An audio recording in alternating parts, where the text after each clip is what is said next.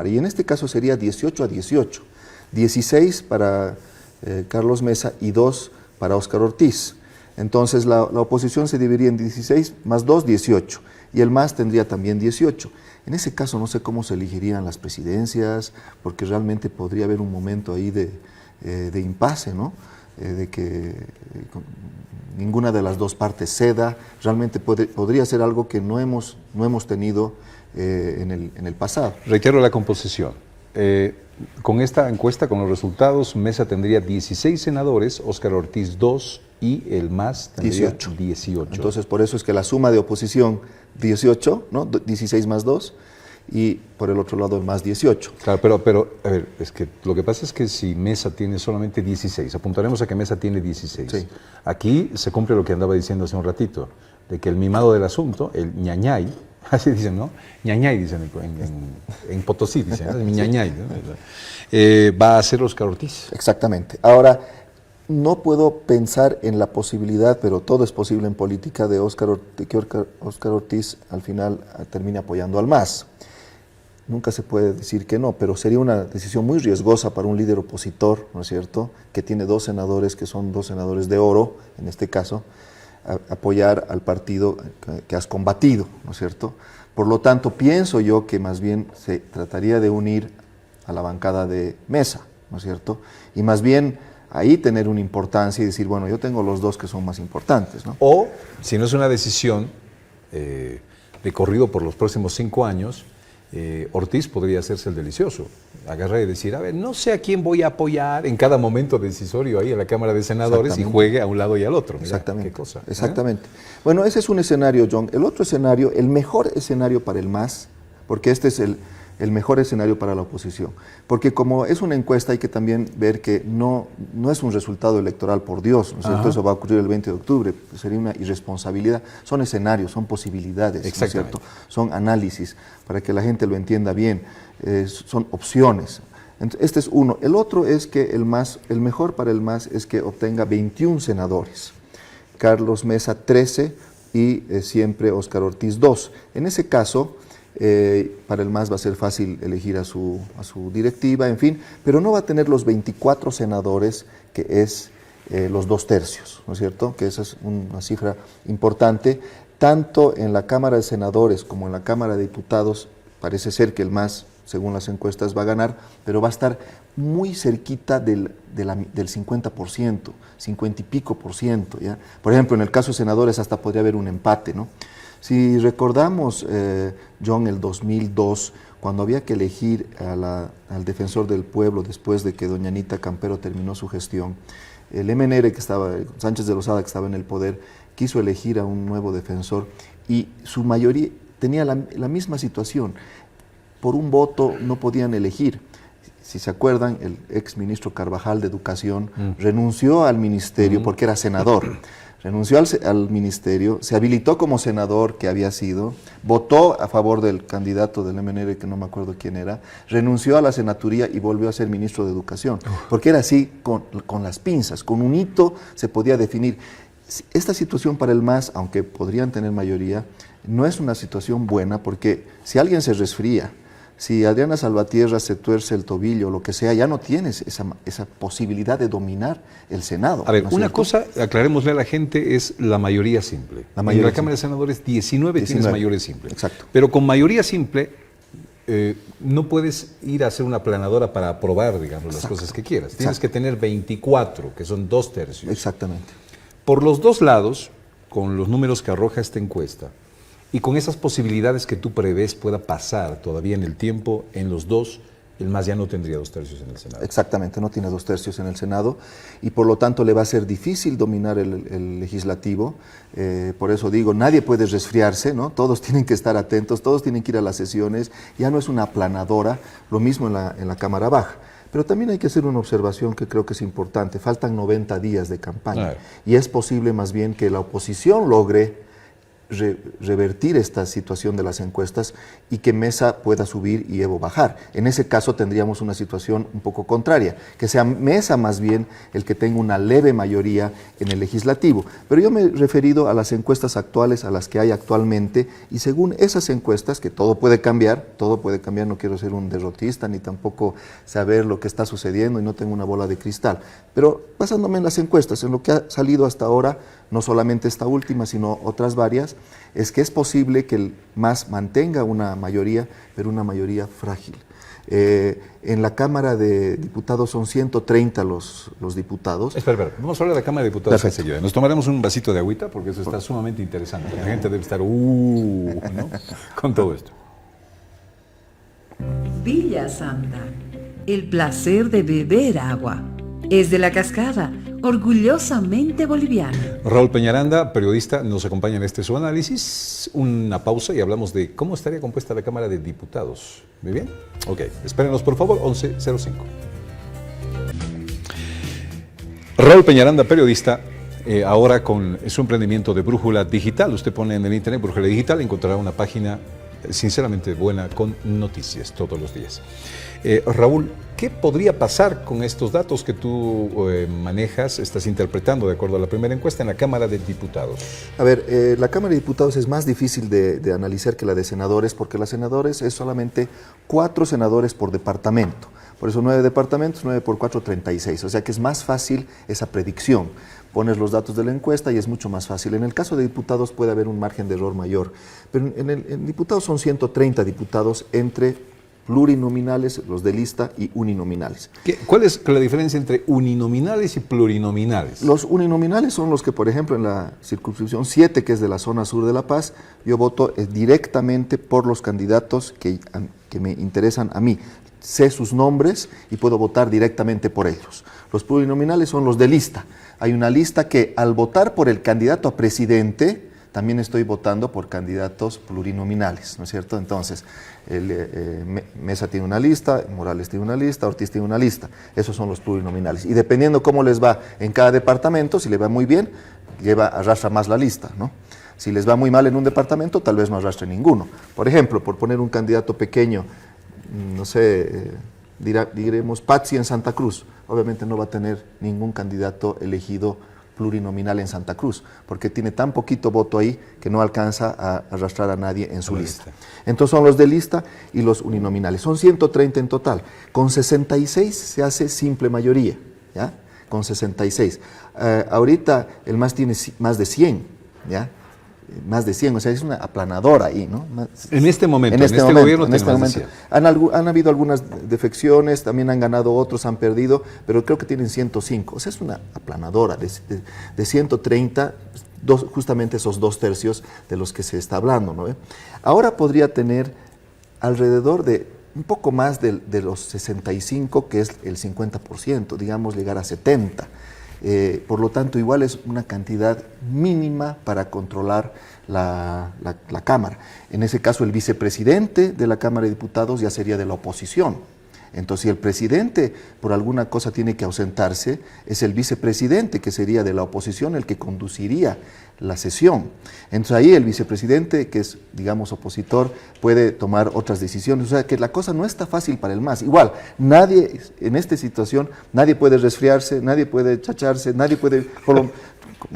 Tú sabes que los diputados, senadores suelen viajar. Justo cuando hay decisiones importantes. Exacto. ¿No? En este caso ya no va a poder ser así.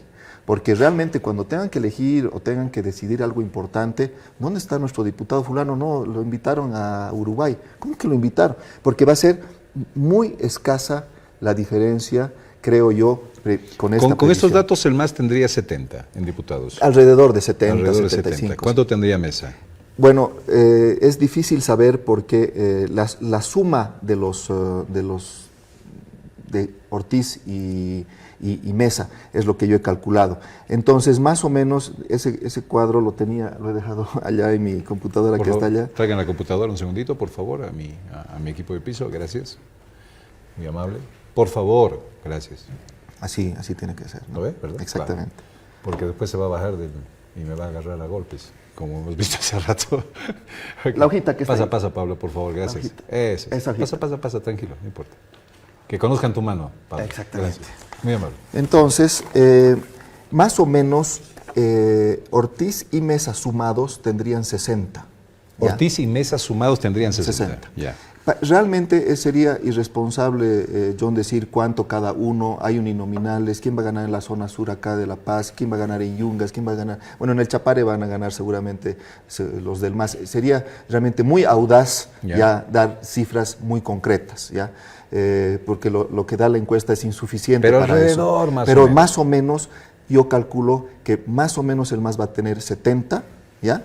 Y más o menos la suma de Ortiz y Mesa podrían tener 60. Y eso suma los 130 diputados, ¿no es cierto?, de la Cámara de Diputados. Ok, ¿no es cierto? Mesa tendría menos que 60 y Ortiz tendría aquí, según los cálculos, Digamos 40, 20, 50, 10, más unos o menos. 20 tendría Ortiz. Digamos, sí, digamos. Y pero seguiría también en diputados, siendo el dulce del asunto. también, porque a veces la minoría, como se sabe, el voto de oro que se llama, muchas veces es el que define, ¿no es cierto? Entonces, es así. Ay, yo me pongo a pensar, Lourdes Millares va a estar en instantes con nosotros acá en Fides y le ha pedido que se baje, Ortiz. Bájate, le ha dicho por favor, y para que no tengamos esta complicación. Si vos fueras Ortiz, ¿cómo te sentirías? A ver, yo creo que Ortiz tiene un desafío grande, John, y es que si obtiene 10% en la elección y una bancada muy pequeña, aunque sea el voto de oro, también puede verse como una persona que no ha logrado su objetivo y segundo, ha impedido que la oposición gane. Entonces, ¿quién va a ser responsable si hay una victoria de Evo? Lamentablemente va a ser de Ortiz. Él va a decir, no, yo tenía derecho de candidatear, en fin, pero mucha de la oposición le va a echar la culpa a él, que ese 10% que ahorita tienen las encuestas puede haber sido el factor para que Evo Morales al final vuelva a ser presidente. Pero se debe estar relamiendo en este momento. Dice, ¿qué me voy a bajar? Yo voy a ser el que va a decidir las cosas de aquí para adelante si estos números se mantienen. Exactamente, también es verdad eso, pero si pudiera él definir siendo gobierno Mesa, entonces diría, primero que Mesa no he hecho fracasar a la oposición y ahora tengo voto de oro, pero si es el MAS que está, el presidente Morales, 5 años más, ¿no es cierto? Su voto de oro ya pierde todo sentido, ¿no es cierto? Tendría sentido si pudiera ese voto decir ya, permito que se aprueben o se rechacen cosas. Yo creo que para él es una cosa complicada esto. Nuevamente, esto es una encuesta. En el próximo mes nos volvemos a sentar. Volvemos a sentarnos para ver cómo están las cosas. Claro. Es posible que Mesa suba, porque todavía hay una gran cantidad de indecisos. Es posible que Evo suba. Y también es posible que Evo suba. Pero de todas maneras, del 20% de indecisos hay otra pregunta que se les pregunta y se les dice, ¿ustedes creen que la reelección de Evo es legal o ilegal? Y la mayoría de ese 20% de indecisos dice que la reelección es ilegal. Por lo tanto, podríamos presuponer que, como dicen que es ilegal, más se inclinarían por un candidato opositor. Podríamos suponer, porque igual puede ser, sí, es ilegal, pero igual voy a votar por Evo, ¿no es cierto? Entonces, podríamos pensar que también hay espacio para crecimiento de la oposición, también para Morales. Entonces, mientras tengamos este 20% de indecisos, obviamente que va a haber mucho juego, ¿no es cierto? Y ahorita es una carrera abierta, ¿no es cierto? Ahorita es una carrera abierta. Todo indica que Morales tiene más posibilidades de ganar, está 10 puntos por encima, por Dios. Pero todavía no está dicho nada. Raúl, ¿sabes cómo me siento? Agradeciendo tu visita el día de hoy. Me siento como esos dos chicos ayer que tomaron uno de estos a pedal en el lago Titicaca con las mareas elevadas, ¿no? Sí. Vamos a hacer esa analogía simplemente. Así de turbulento está el clima político, igualito que las aguas del Titicaca. Con este video nos vamos a la pausa. Muchas gracias por estar aquí, Gracias. estimado Raúl. Nos volvemos a ver cuando haya la próxima encuesta para analizar. Exactamente. Ponme el video. Ay, mira el panorama. ¿Cómo está el panorama político? Está mojado. Estamos, todos mojados, mira, no, todos mojados. No.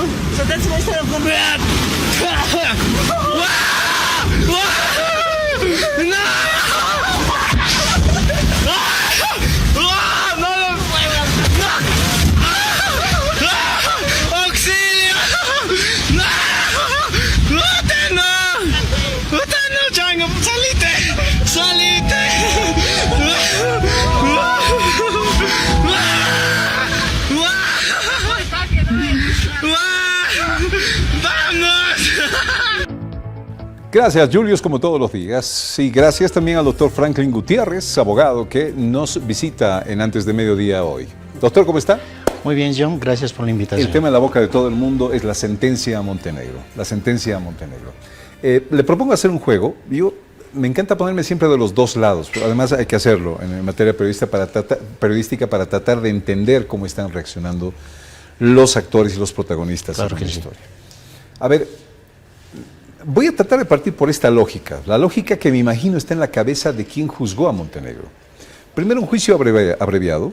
Segundo, que él cometió un delito en el país y tiene que responder por un delito en el país. Y después, pues, estará a Brasil si quieren o no llevárselo, más allá de todo lo que ha pasado. Pero narcotráfico es peor, pues, que uso de instrumento falsificado, ¿no es cierto? Así es. Sí, pero un momentito. Este delito, por pequeño que sea, se ha cometido en el país y por lo tanto tiene que pagar en el país. Me estoy poniendo en los zapatos de un lado. Comenzamos el análisis de este tema, doctor Gutiérrez. Bueno, para empezar, ¿cuál es el bien jurídico protegido en el tema del narcotráfico? El bien jurídico protegido es la humanidad, lo social.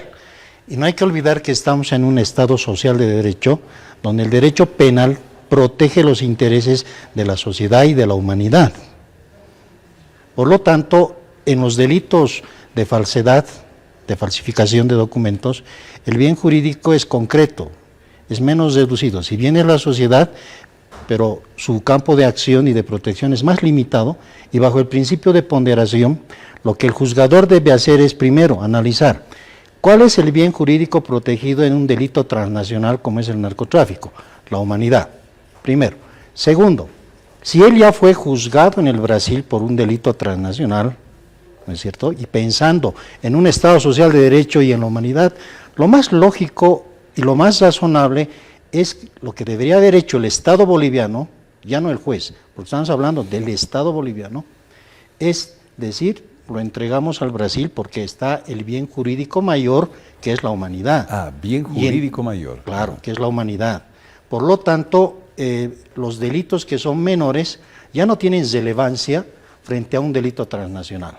Deberían entregarlo al Brasil para que él cumpla su condena. De lo contrario, ¿qué puede significar un proceso abreviado?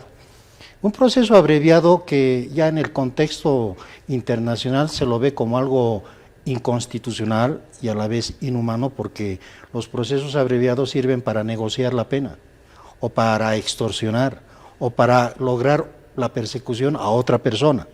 Los procesos abreviados es una negociación que hace el fiscal, donde le dice, si tú confiesas tu delito, yo te doy una pena mínima, y cumples esa pena. El sujeto activo ve y dice, me conviene, no me conviene, y en este caso en particular, a enfrentar una pena que es superior a 15 años, le conviene pues un delito de 6 años, con una pena de 6 años, estar 3 años y luego ver qué hacen sus abogados en el Brasil. Tal vez en el Brasil hacen una revisión extraordinaria de esa sentencia. Entonces, los años que yo estaría, digamos, en la cárcel acá, me servirían para una estrategia jurídica en el Brasil. Lo que significa que el Estado boliviano, viendo los bienes jurídicos protegidos, ha protegido más bien a este sujeto en lugar de hacer justicia humana. Wow. Justicia humana. Estamos hablando no de una justicia social, sino de los derechos humanos, no solamente de los bolivianos, sino de la humanidad. En Europa esto se lo ve como un delito transnacional y la Convención de Palermo ha recomendado a todos los juzgadores de que deben prevalecer primero los bienes jurídicos de toda la población europea. En el caso boliviano y sudamericano debería acontecer lo mismo por la aplicación del bloque de constitucionalidad que tenemos, donde el bien jurídico mayor es la sociedad, es la humanidad, porque este sujeto al tener una sentencia en el Brasil se convierte en un sujeto peligroso y eso es lo que se ha materializado, porque el individuo ha empezado a enlazar, ha penetrado órganos de gobierno, ha empezado a formar un poder alrededor suyo, ¿no es cierto?, a través de fiestas, a través de regalos, lo típico de los delitos transnacionales, que empiezan con dádivas y a perforar al órgano ejecutivo, judicial, fiscalía. ¿Por qué no se lo investigó por narcotráfico? Por el principio de tipicidad, es decir, él no fue sorprendido ni en flagrancia ni en actos preparatorios de un delito de narcotráfico. Aquí no cometió narcotráfico. No cometió, ¿no? Entonces, él cometió en el Brasil, transportando una tonelada, si no me equivoco, de droga. Consiguientemente, en Bolivia no se materializó ese delito. Pero sí, él estaba buscando ya lazos de protección que le van a ayudar, ¿no es cierto?, a borrar su identidad pasada para poder formar un nuevo poder en Bolivia y poder buscar su protección. Hablábamos hace instantes atrás del cumplimiento de las normas a letra muerta. Y algo más que los jueces deben considerar al momento de dar una sentencia o de llevar un caso. No sé si le digo raciocinio, doctor. Principio de razonabilidad. El principio de razonabilidad tiene una sentencia constitucional formidable en Bolivia que le enseña al juzgador qué es la fundamentación, qué es la ponderación, cómo debe fundamentar sus resoluciones y además, por el principio de la imputación objetiva, cómo debe resolver los conflictos que se le presentan. Bajo el principio de la verdad material, los juzgadores deben ver el entorno, las circunstancias, por qué este individuo cambió de identidad, qué estaba encubriendo en su vida pasada, y al analizar aquello, bueno, deberían darse cuenta de que él estaba escapando de una pena del delito transnacional de narcotráfico. Entonces, ¿qué correspondía por el principio de razonabilidad? Protegerlo a través de una pena mínima y encarcelarlo y decirle, la cárcel te va a proteger de un delito tan grave, o lo mandamos. Entonces, ¿qué hacemos? La cárcel te va a proteger. A ver, entremos en esa explicación, doctor. La cárcel se ha creado históricamente precisamente como una forma de castigo punitivo. Pero la cárcel viene a ser socialmente un ente de protección frente a la venganza social. Porque antes los podían lapidar, había la venganza social, la gente reaccionaba, ¿no es cierto?, los linchaban.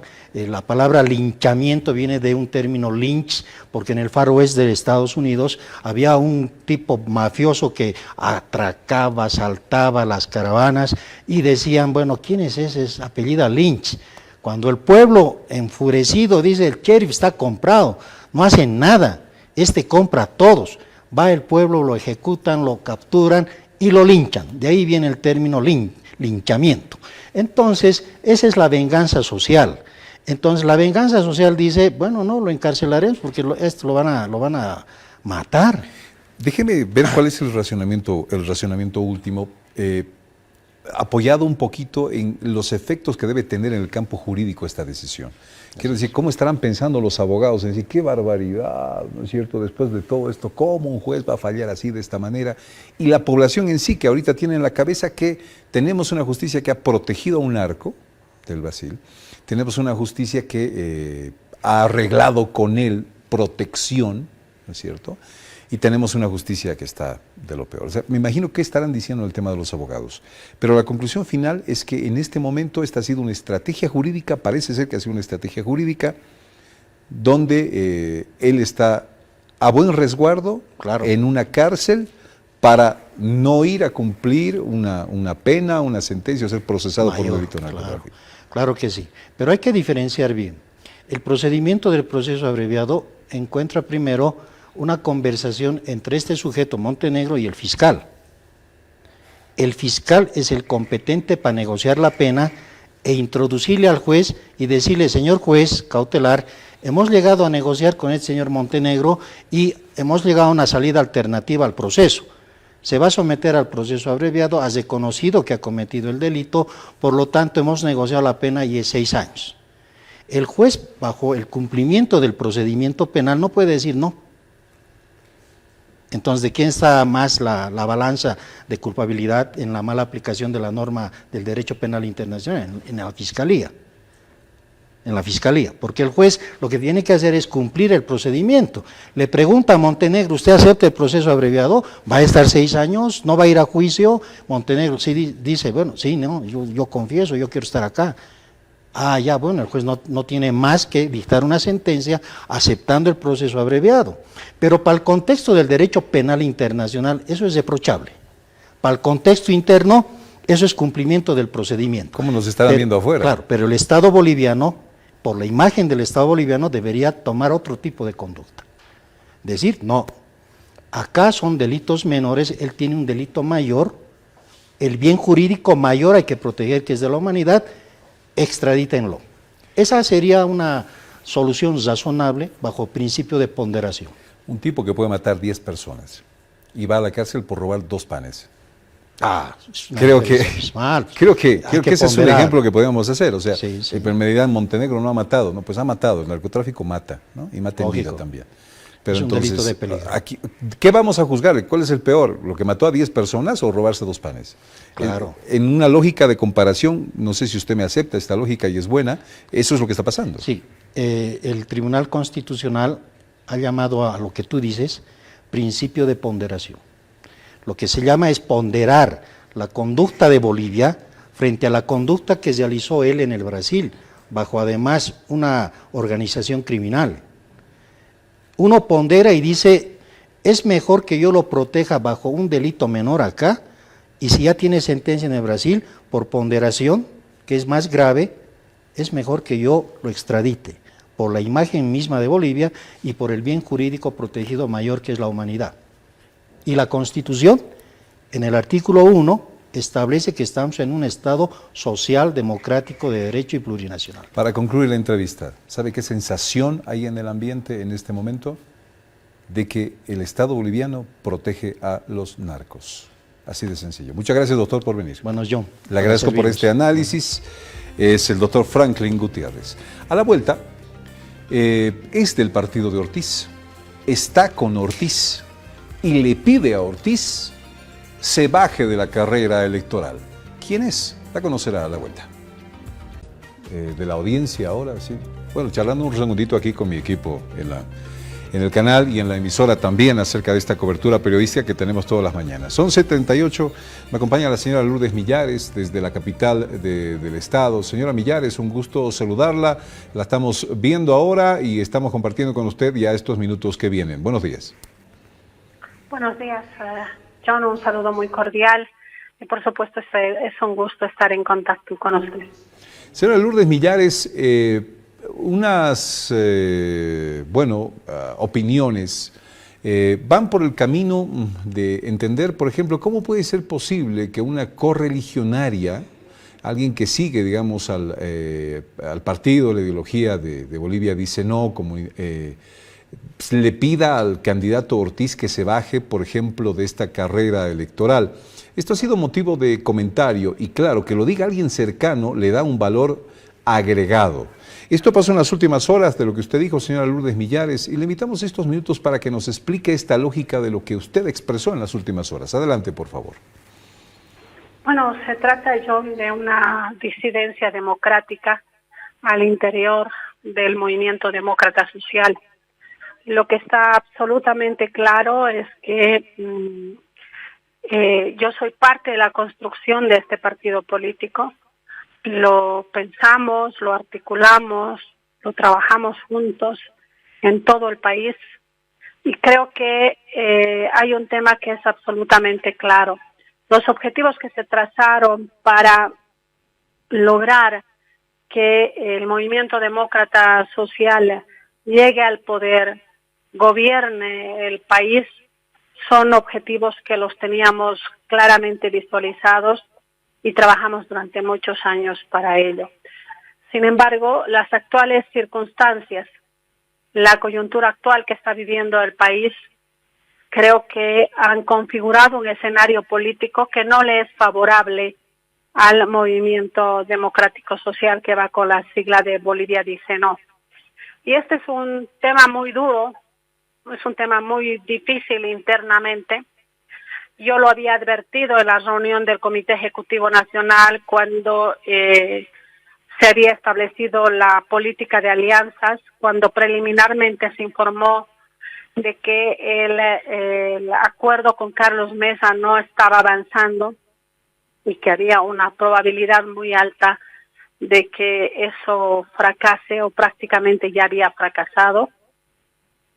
Después, ya en la reunión del Comité Ejecutivo Nacional, cuando se tenía que decidir ya sobre la inscripción del binomio para las primarias, nos encontramos que Demócratas también rompe acuerdo con Samuel Doria Medina.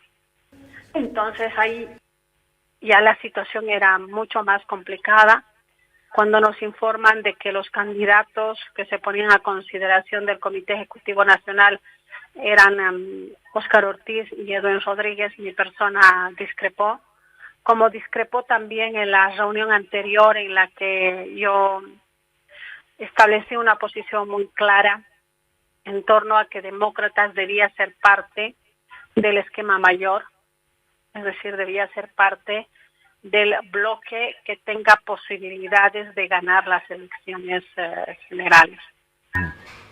Lamentablemente, pese a mi posición, se tomó una decisión por mayoría y al interior del Comité Ejecutivo Nacional y estamos en la situación en la que estamos, John. Diputada Millares, ¿cuál es la lógica para pedirle a Ortiz que se baje del tema de la carrera electoral? Por dos situaciones.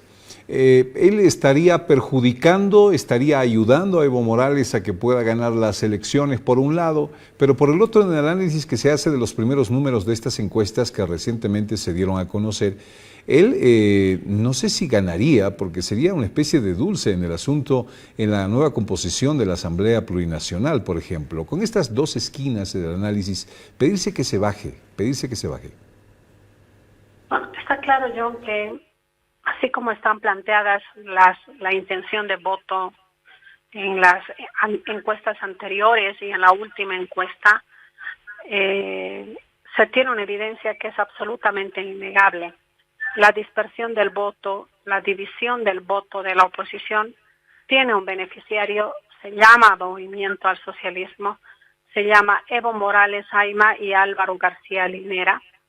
Por eso no es casual que Álvaro García Linera y el propio ministro Canelas le echen flores a Bolivia. Dice no, le dicen que está creciendo, que es importante el crecimiento de Ortiz.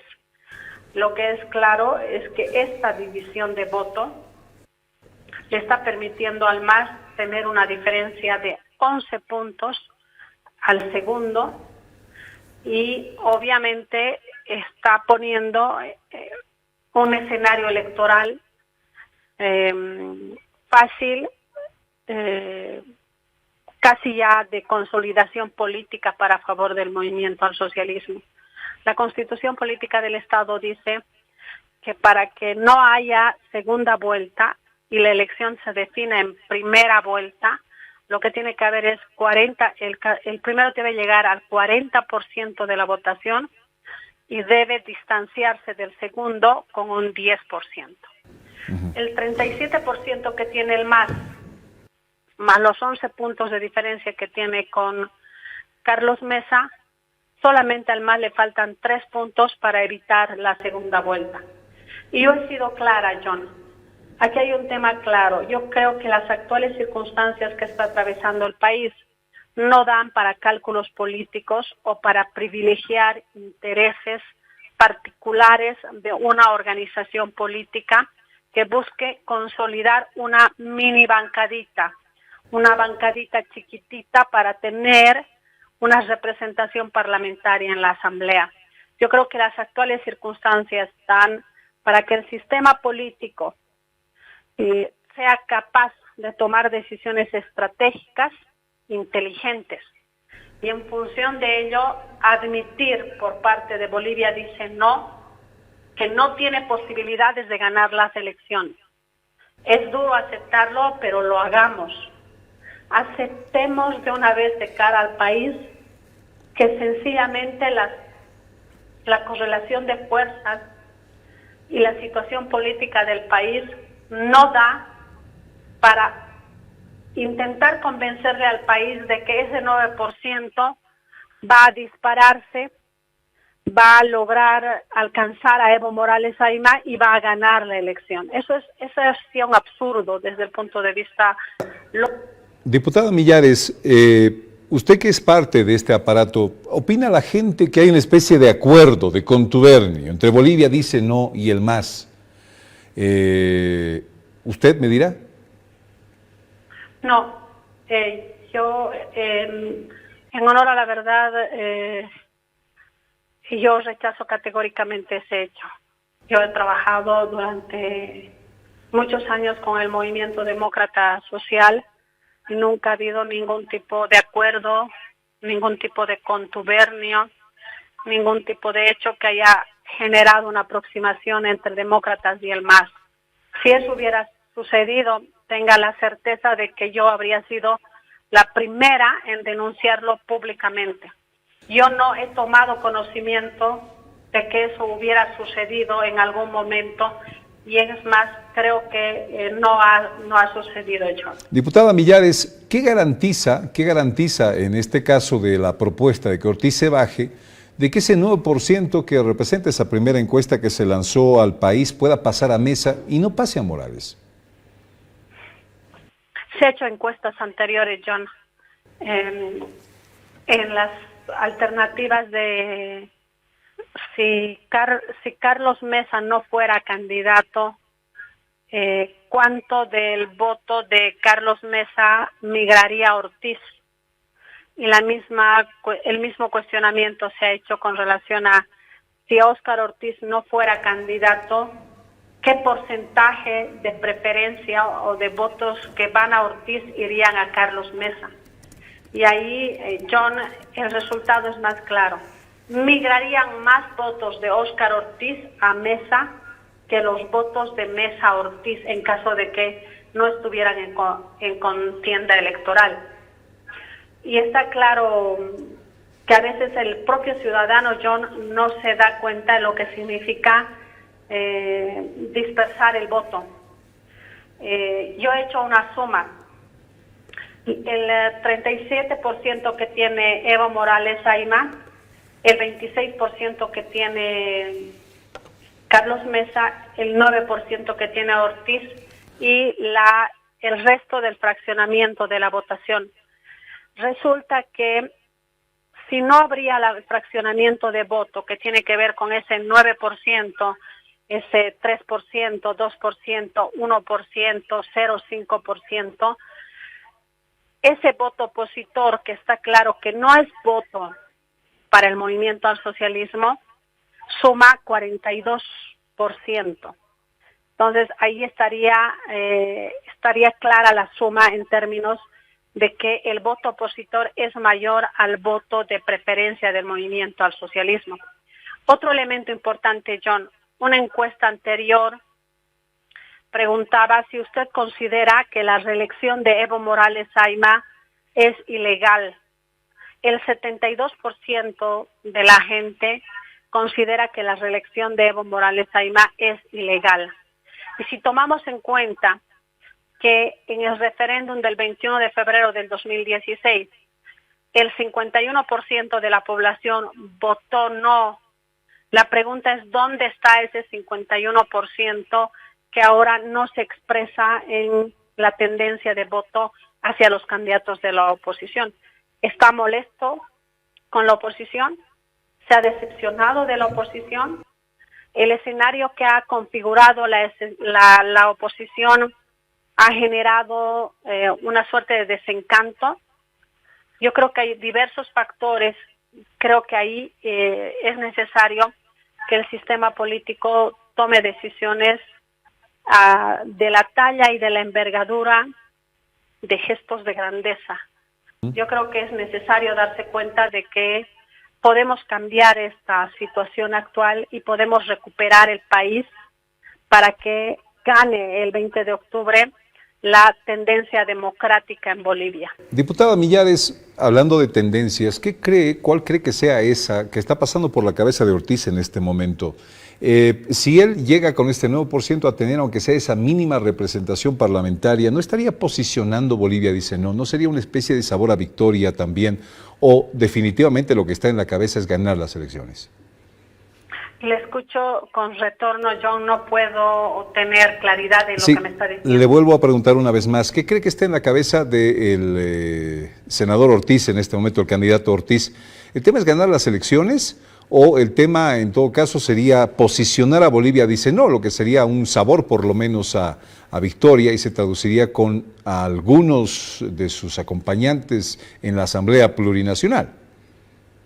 Yo creo que aquí hay una definición clara de orden político por parte de demócratas y de Bolivia dice no.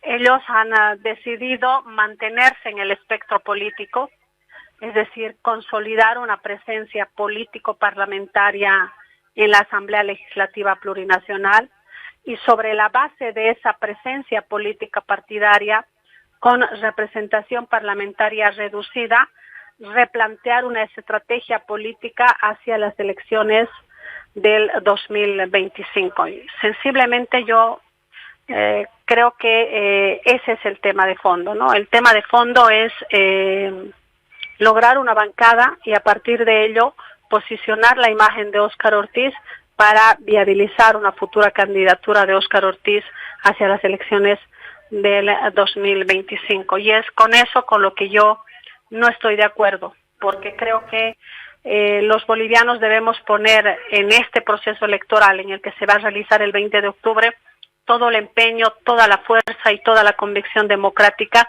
para acabar con el ciclo de gobiernos del movimiento al socialismo.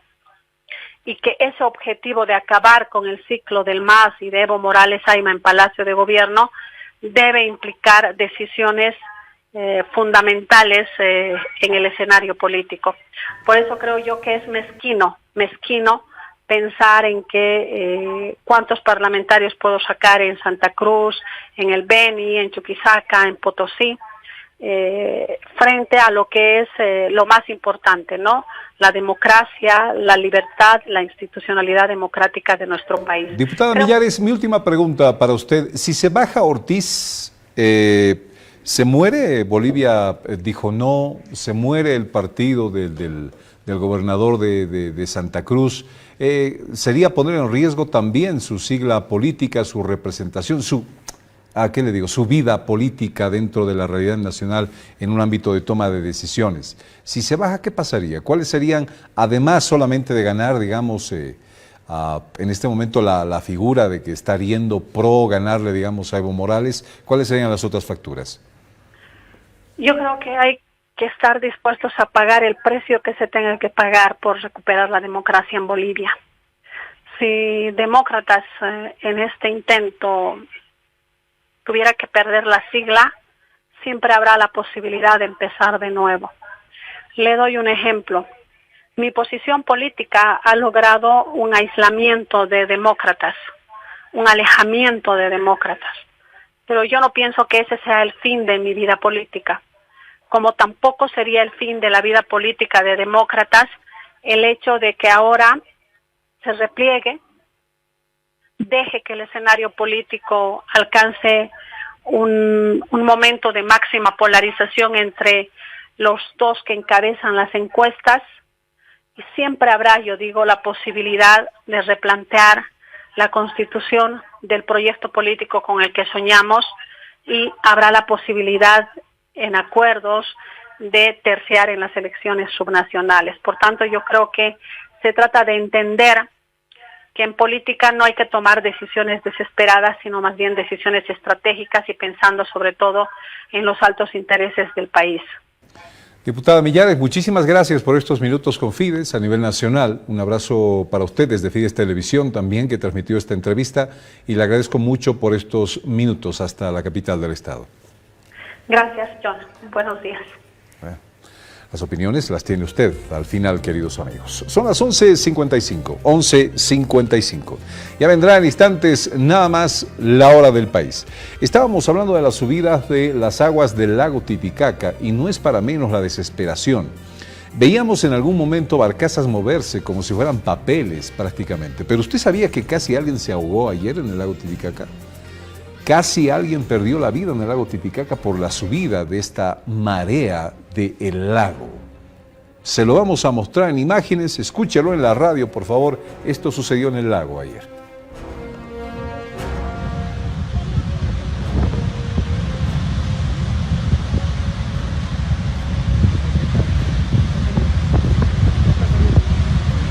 salió.